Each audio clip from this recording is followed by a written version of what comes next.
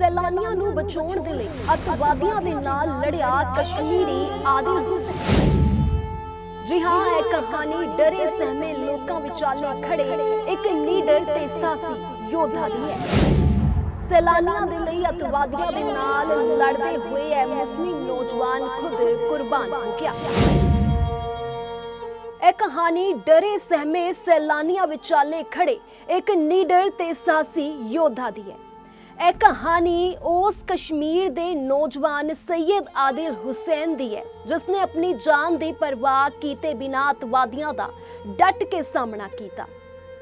ਇੱਕ ਨੌਜਵਾਨ ਜੋ ਸੈਲਾਨੀਆਂ ਵਿਚਾਲੇ ਖੜਾ ਹੋਇਆ ਸੀ, ਜੋ ਸੈਲਾਨੀਆਂ ਨੂੰ ਬਚਾਉਣ ਦੀ ਕੋਸ਼ਿਸ਼ ਕਰ ਰਿਹਾ ਸੀ, ਜਿਸ ਨੇ ਹਥਿਆਰਾਂ ਦੇ ਨਾਲ ਲੈਸ ਅੱਤਵਾਦੀਆਂ ਦਾ ਡਟ ਕੇ ਸਾਹਮਣਾ ਕੀਤਾ, ਆਪਣੀ ਜਾਨ ਦੀ ਪਰਵਾਹ ਕੀਤੇ ਬਿਨਾਂ, ਤੇ ਅੰਤ ਦੇ ਵਿੱਚ ਸੈਲਾਨੀਆਂ ਨੂੰ ਬਚਾਉਂਦੇ ਇਹ ਨੌਜਵਾਨ ਖੁਦ ਹੀ ਕੁਰਬਾਨ ਹੋ ਗਿਆ।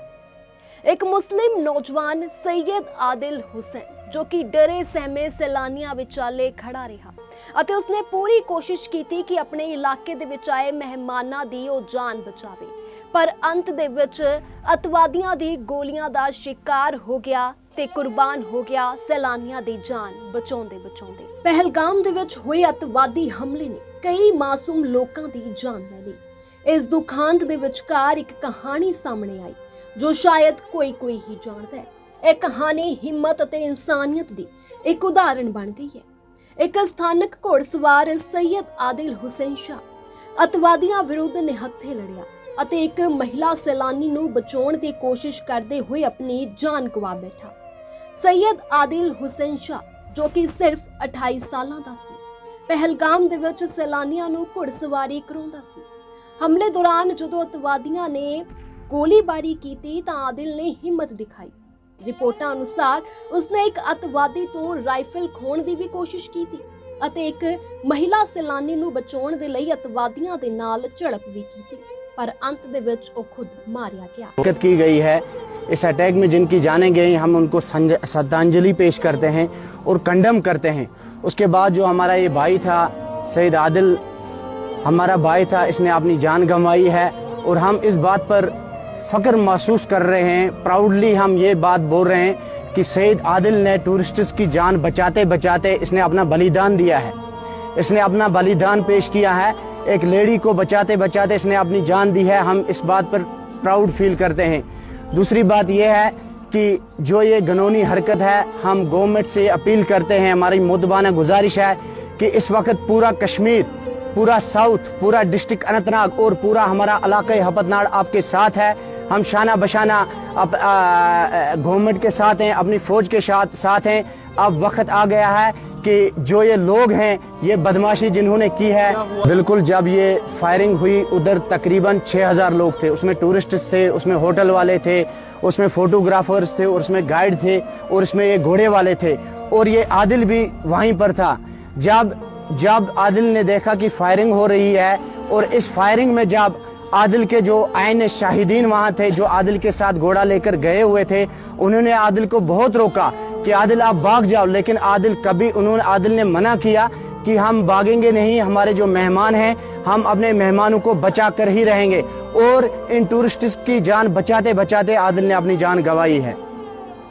बिल्कुल लड़ाई तो कहाँ कर सकता है, उनके पास गन थी, लेकिन इसने हाँ ये सुनने में आया है कि आदिल ने ये बोला है कि आप बेगुनाह लोगों को क्यों कत्ल कर रहे हैं, क्यों आप बेगुनाह लोगों पर गोलियां चला रहे हैं, बड़ों पर, बच्चों पर, बुजुर्गों पर अंधाधुंध फायरिंग हो रही थी। और उसी का नतीजा ये निकला कि आदिल के यहाँ 3 गोलियां आदिल को आई हैं। इस टकराव ਦੇ ਵਿੱਚ ਉਸ ਨੂੰ ਗੋਲੀ ਲੱਗੀ ਤੇ ਉਸਨੇ ਹਸਪਤਾਲ ਦੇ ਵਿੱਚ ਆਖਰੀ ਸਾਹ ਲਈ। ਆਦਿਲ ਆਪਣੇ ਪਰਿਵਾਰ ਦਾ ਇਕਲੌਤਾ ਕਮਾਉਣ ਵਾਲਾ ਸੀ ਅਤੇ ਇਸ ਹਮਲੇ ਦੇ ਵਿੱਚ ਸ਼ਹੀਦ ਹੋਣ ਵਾਲਾ ਇਕਲੌਤਾ ਮੁਸਲਿਮ ਵਿਅਕਤੀ ਸੀ। ਉਸ ਦੀ ਮਾਂ ਨੇ ਰੋਂਦੇ ਹੋਏ ਕਿਹਾ ਕਿ ਮੇਰਾ ਆਦਿਲ ਸਾਡਾ ਸਭ ਕੁਝ ਸੀ। ਉਹ ਦੂਜਿਆਂ ਦੀਆਂ ਜਾਨਾਂ ਬਚਾਉਣ ਗਿਆ ਪਰ ਆਪਣੇ ਆਪ ਨੂੰ ਨਹੀਂ ਬਚਾ ਸਕਿਆ। ਆਦਿਲ ਦੇ ਪਿਤਾ ਨੇ ਦੱਸਿਆ ਕਿ ਸਾਨੂੰ ਹਮਲੇ ਦੀ ਖਬਰ ਦੁਪਹਿਰ 3 ਵਜੇ ਮਿਲੀ।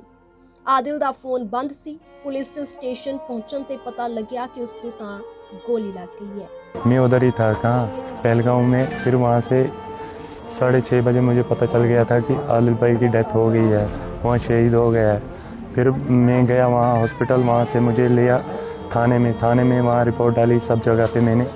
फिर मैं पहुंचा वापस हॉस्पिटल। वहाँ हमको 9:30 बजे उस भाई की लॉज पे फिर हम गए उधर।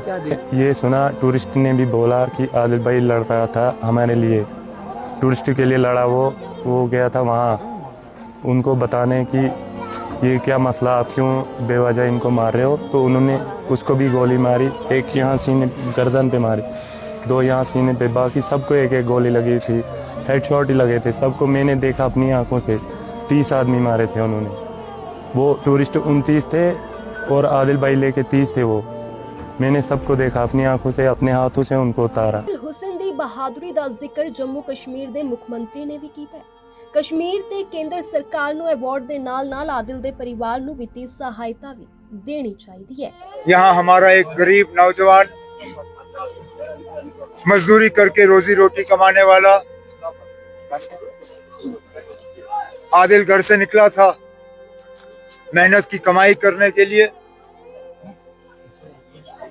बदकिस्मती से आज उनका कफन जो है उनके घर लौटा दिया गया। लेकिन सुनने में आया है कि इनकी मौत ऐसे नहीं हुई, ये बहादुरी का सबूत दिखा रहे थे। वहां लोकल सुनने में आया है कि ये एक शख्स थे जिन्होंने हमले को रोकने की कोशिश की और जिन्होंने शायद बंदूक छीनने की भी कोशिश की, और तभी जाके इनको निशाना बनाया गया। अब जैसे इनके घर वालों ने अभी जनाजे से पहले बात की, इस खानदान का हमें ख्याल रखना होगा, इनकी मदद करनी होगी। और मैं यहाँ इन सबको यकीन दिलाने आया हूँ कि इस मौके पे हुकूमत इनके साथ खड़ी है और जितना हम इनके लिए कर सकेंगे हम कर लेंगे। ਸੈਯਦ ਆਦਿਲ ਹੁਸੈਨ ਇੱਕ ਮੁਸਲਿਮ ਨੌਜਵਾਨ ਜਿਸਨੇ ਆਪਣੀ ਜਾਨ ਦੀ ਪਰਵਾਹ ਕੀਤੇ ਬਿਨਾਂ ਅਤਵਾਦੀਆਂ ਦਾ ਡਟ ਕੇ ਸਾਹਮਣਾ ਕੀਤਾ ਤੇ ਸੈਲਾਨੀਆਂ ਦੀ ਜਾਨ ਬਚਾਉਣ ਦੀ ਪੂਰੀ ਕੋਸ਼ਿਸ਼ ਕੀਤੀ, ਪਰ ਅੰਤ ਦੇ ਵਿੱਚ ਖੁਦ ਹੀ ਕੁਰਬਾਨ ਹੋ ਗਿਆ। ਇੱਕ ਕਸ਼ਮੀਰੀ ਜੋ ਸੈਲਾਨੀਆਂ ਦੇ ਵਿੱਚ ਖੜਾ ਸੀ ਅਤੇ ਆਪਣੀ ਜਾਨ ਦੀ ਪਰਵਾਹ ਕੀਤੇ ਬਿਨਾਂ ਹਥਿਆਰ ਦੇ ਨਾਲ ਲੈਸ ਅਤਵਾਦੀਆਂ ਦੇ ਨਾਲ ਭਿੜ ਗਿਆ ਅਤੇ ਆਪਣੇ ਇਲਾਕੇ ਦੇ ਵਿੱਚ ਆਏ ਮਹਿਮਾਨਾਂ ਨੂੰ ਬਚਾਉਣ ਦੇ ਵਿੱਚ ਲੱਗ ਗਿਆ, ਪਰ ਉਸਨੂੰ ਨਹੀਂ ਸੀ ਪਤਾ ਕਿ ਹੁਣ ਉਹ ਖੁਦ ਵੀ ਮਾਰਿਆ ਜਾਵੇਗਾ। ਮੁਸਲਿਮ ਨੌਜਵਾਨ ਸੈਯਦ ਆਦਿਲ ਹੁਸੈਨ ਦੀ ਬਹਾਦਰੀ ਨੂੰ ਅਸੀਂ ਸਲਾਮ ਕਰਦੇ ਹਾਂ। News desk report, live Punjabi TV.